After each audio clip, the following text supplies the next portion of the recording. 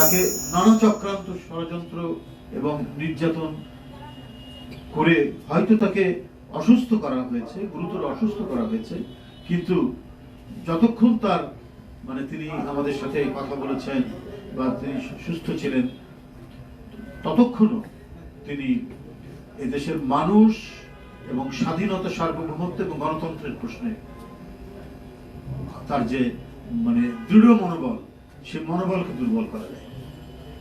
তিনি গুরুতর অসুস্থ অবস্থায় ভারতীয় হাসপাতালে।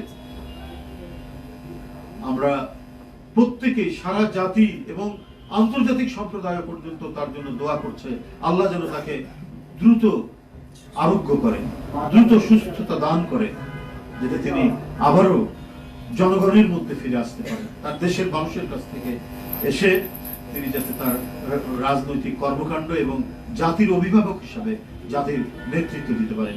এটাই আজকে তৃণমূল থেকে সারা জাতির প্রত্যাশা, এবং আন্তর্জাতিক সম্প্রদায়ও উদ্বিগ্ন এবং উৎকণ্ঠার সাথে তার শুশ্রূষা এবং তার যে সুস্থতা সেটা কামনা করছেন, যদি দ্রুতই তিনি সেরে ওঠেন।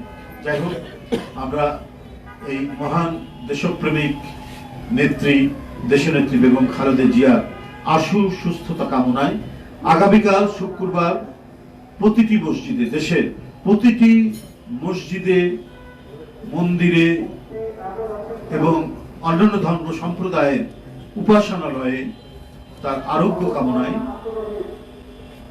অন্যান্য সম্প্রদায়, ধর্মীয় সম্প্রদায়, হিন্দু, বৌদ্ধ, খ্রিস্টান, তারা প্রার্থনা করবেন এবং বাংলাদেশের প্রতিটি মসজিদ, সেখানে তার আরোগ্য কামনায় আমরা দোয়া এবং মোনাজাত করব। প্রতিটি মসজিদে মসজিদে দোয়া এবং মোনাজাত করা হবে তার দ্রুত সুস্থতার জন্য, এবং অন্যান্য সম্প্রদায় তাদের নিজ নিজ উপাসনালয়ে দেশনেত্রীর জন্য প্রার্থনা করবে। এই কর্মসূচিটি আপনাদের সামনে জানালাম। আপনারা ভালো থাকবেন, সকলকে ধন্যবাদ।